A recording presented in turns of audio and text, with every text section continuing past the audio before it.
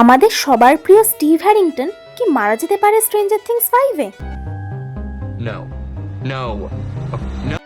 Final সিজনটায় কি হতে চলেছে এমন অনেক হিন্ট আমাদের সিজন 1 থেকে 4 অবধি দিয়ে দেওয়া হয়েছে। ফ্যান্সদের কেন মনে হচ্ছে স্টিভ মারা যেতে পারে, চলো দেখে নিই।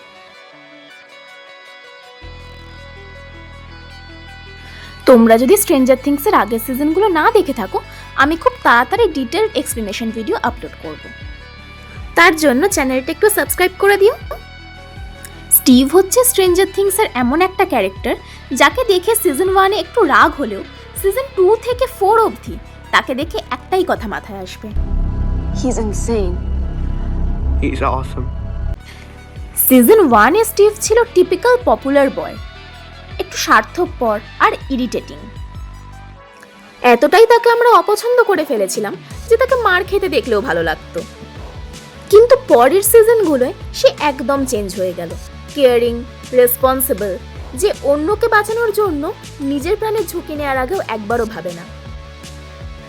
তার বাচ্চা বন্ধুগুলোর জন্য সে কি কি করতে পারে তা অডিয়েন্স খুব ভালো করেই জানে। Are you raping Steve?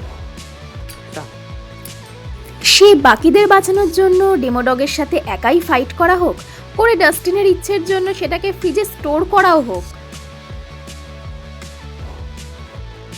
কিংবা বাকিদের সেফ রেখে আপসাইড ডাউনে একাই নেমে যাওয়া হোক, স্টিভ সবসময় নিজেকে আগে রেখেছে। এই ধরনের ক্যারেক্টার ডেভেলপমেন্টকে রাইটাররা মেইনলি একটা হিরোইক স্যাক্রিফাইসের দিকেই নিয়ে যায়, সেটাই ফ্যান্সদের টেনশন বাড়াচ্ছে। ডাস্টিনের সাথে স্টিভের বন্ডিংটা কিন্তু একদম pure gold. Back! He's back! I'm back! You got the job! You got the job! ওদের দেখে একটা ভাই ভাই ভাইব পাওয়া যায়, একটা মেন্টর আর স্টুডেন্ট ভাইব পাওয়া যায়। On screen one of the best duo. খুব পসিবিলিটি আছে ডাস্টিনের জন্য স্টিভ নিজেকে স্যাক্রিফাইস করবে, আর যদি সেটা হয় ডাস্টিনের এডির সময় যেমন অবস্থা হয়েছিল, স্টিভের জন্য তার থেকেও বেশি ইমোশন আসবে। আর শুধু ডাস্টিন না, স্টিভের মতো ক্যারেক্টার মারা গেলে আমাদের সবারই হার্টব্রেক হবে। স্টিভের সাথে রবিনের ফ্রেন্ডশিপটাও আলাদা লেভেলের। এমন একজনকে স্টিভ ফাইনালি পেয়েছিল যার সাথে সে নিজের সব কথা শেয়ার করতে পারে, আর রবিনেরও একমাত্র ক্লোজ মানুষ স্টিভই।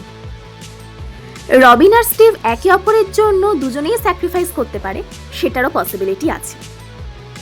তাছাড়াও স্টিভের নিজের লাইফ স্যাক্রিফাইস করার খুব বড় একটা রিজন আছে, সেটা হলো ন্যান্সি উইলার, যাকে সে সিজন 1 থেকেই খুব ভালোবেসে ফেলেছে, আর তারপরের সিজনগুলোতে নিজের একতরফা ভালোবাসা প্রমাণ করে যাচ্ছে।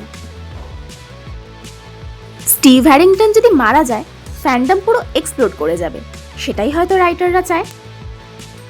সে হচ্ছে একটা আনএক্সপেক্টেড হিরো, গ্রুপের হার্ট, আর আমাদের সবার ফেভারিট হকিন্সের babysitter. Always the babysitter. Always the goddamn babysitter.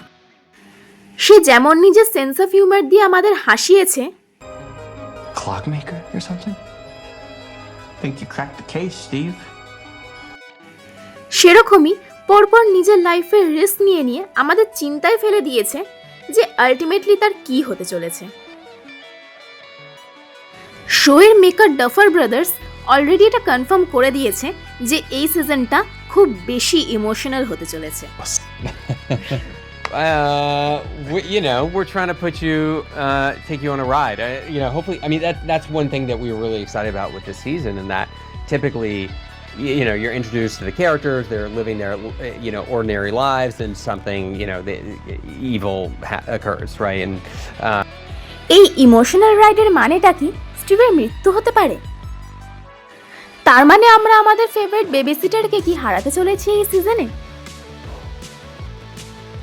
নাকি আমাদের হিরো কিং স্টিভ সার্ভাইভ করে যাবে এই সিজনটাও?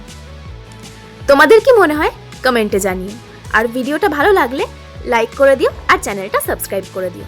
Thank you.